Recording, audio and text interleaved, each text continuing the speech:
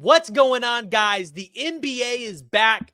We're back to talk some Thunder basketball, although you might have been noticing that we've been posting some YouTube shorts as of late. But the Oklahoma City Thunder took on the Houston Rockets in ring night, banner night, or just the season opener, whatever you want to call it. And this was a very intriguing game from a lot of different aspects, seeing how Oklahoma City was able to come out the gates where you would feel like a lot of teams would be maybe a little bit lazy in these spots. You felt like Oklahoma City continued to just play the same game they did last year, and it worked a little bit. But we also saw some things from the Rockets where you might have seen some teams adjust to Oklahoma City defensively in the playoffs, and you're starting to maybe wonder if that's going to carry over the season. Obviously, Chet Holmgren had himself a great night. So we're going to kind of cover all of this in a shorter episode. And then throughout the week, we're going to talk about specific player performances. So you're going to want to make sure you stay tuned for that. If you're new to the channel, this is where I ask you to hit that like and hit that subscribe button so you can just be a part of what's going on here. We're going to try to bring you guys some daily content around the Oklahoma City Thunder. And also, want to hear from y'all. So jump in the comments and give me your thoughts on the Oklahoma City Thunder's opening night win against the Houston Rockets. The first part I want to start out with, though, is, and I want to hear your thoughts on this, the NBC production. I got a chance to come home and watch the beginning part because I was really curious what that looked like for the viewers at home as I was at the game. And I was really impressed. A lot of nostalgia there. And I really enjoy I stand by this in the finals. I really enjoy being able to see the starting lineup announcements and the national anthem on TV. I just think that's really cool, and I really hope that's something that NBC continues to do. And I'll be curious to see if NBC continues to do a lot of the things that they were doing back in the 90s. So we'll have to kind of keep our eyes on that as they work on their production and they get a little better. This is their first game in a long time with it. So, but the Oklahoma City Thunder go out here and win 125-124, and this was an extremely scrappy game. This was not a I would say clean game from a shooting perspective. You had 112 missed shots in this game, and it definitely was not a good night from the three-point line for either team, as both teams shot. Rockets shot 28%. The Oklahoma City Thunder shot 25%.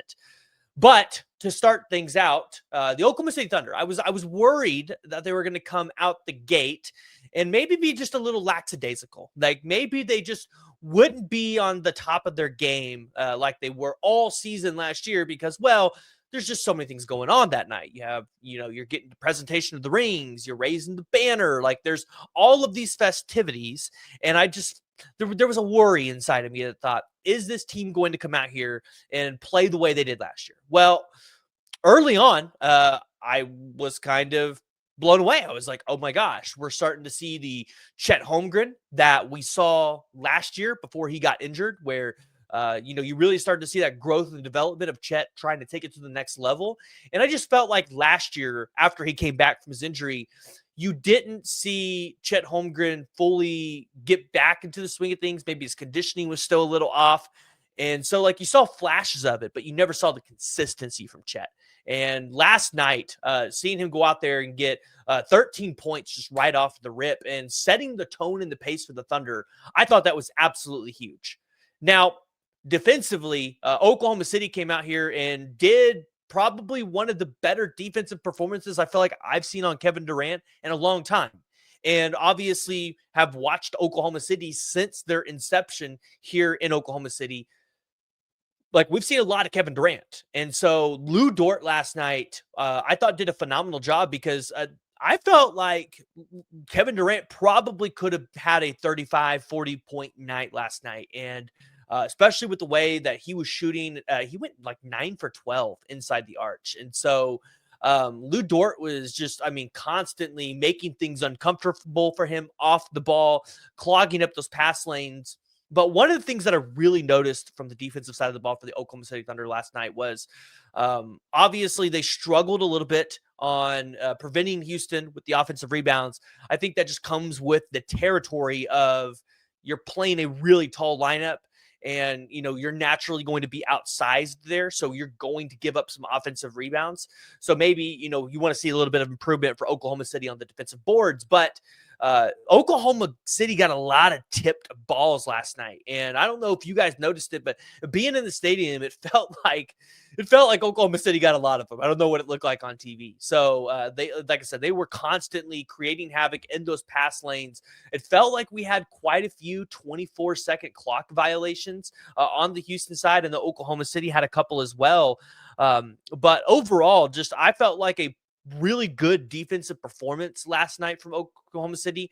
This could have been a much higher scoring game for the Houston Rockets, but I felt like they pretty well did their job to keep Kevin Durant at bay. And you got to remember, Kevin Durant is still a 27-point per game scorer, like career 27-point per game scorer. Like there's not a lot of guys out there that can tote that rock. And so for the Oklahoma City Thunder to go out there and defensively do what they did to him last night, one, I think made the fans really happy, but two, I think was really huge to kind of set the tone for what the Thunder are going to be all season long. They were still extremely physical. They were, bumping bodies and all of those things that we saw last year. So I felt really confident in seeing some of that for Oklahoma City. Alperen Sengun, like this guy is going to be really good for the Houston Rockets. And, the interesting thing is Oklahoma City could have had him, but they traded him away. But he goes out there and gets 39 points, has a couple of 3-pointers in that second quarter going into halftime. And, the Houston Rockets, if they can figure a couple things out and maybe look a little smoother and figure out what they're going to do with Thompson, because it really felt like the spacing was off on the offensive side of the ball with Sengun, and then you had Adams down in the paint. Sometimes that really tall lineup, it's just going to cause you maybe more spacing issues than anything, especially with Thompson wanting to run along the baseline there. But the Houston Rockets are definitely going to be a problem and probably going to be a team that's going to win 50-plus games this year, especially if they can figure out their point guard situation, which I do have faith that Reed Shepherd's probably going to be a really good player for them, just maybe taking a little bit more time to develop.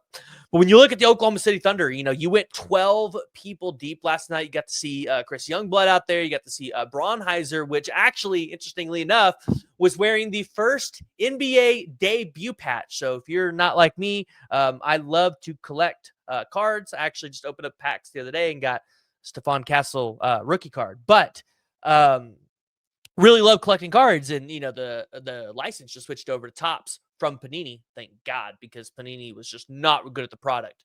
Now we're gonna have an opportunity to potentially see rookie patch autos and these one-of-ones where you've got the rookie debut patches. So when you go out here and you get a signed J-Dub card or a signed Chet card, maybe you get the patch stuff. So it's pretty cool to be able to see that just from a sports card collector. But we're getting a little bit off topic.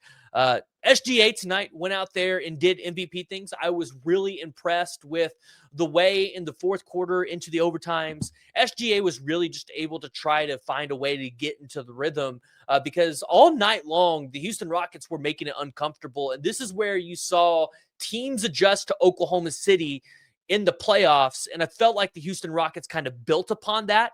And I'm going to be curious to see how many teams continue to use that game plan throughout the season, where you're going to have to make somebody else beat you, especially when J-Dub comes back. I think when J-Dub's out, it makes it a little bit easier for teams to be able to go out there and do this. But SGA had himself an absolute night. He went out there and got 35 points. He had 5 assists, 5 rebounds on 12 of 26 shooting, only 1 of 9 from 3. So not the best shooting night, definitely not the most productive night from SGA, but an MVP caliber performance. When you needed SGA to show up, he showed up as the man for Oklahoma City. So really big there. Obviously, when Isaiah Hartenstein and Chet Holmgren fouled out, you had Jalen Williams step up big time for Oklahoma City in that role.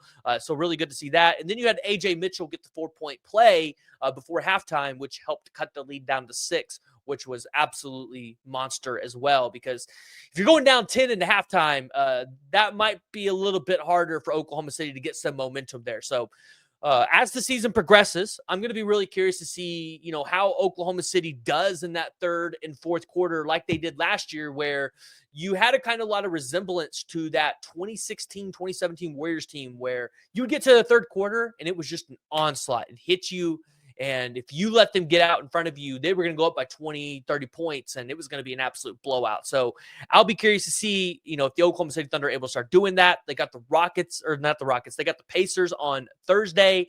They got the Atlanta Hawks on Saturday, and then they're going to be going to Dallas to play Cooper Flagg and Anthony Davis. Really excited to watch that game. But, of course, I want to hear from y'all. Let me know what you guys think down in the comments below. The Oklahoma City Thunder raise their banner, and they get the win on ring night. So they're 1-0. 82-0 is still on the table. All jokes aside, jump in the comments below. Let me know what you think. If you're new to the channel, hit that like and hit that subscribe button.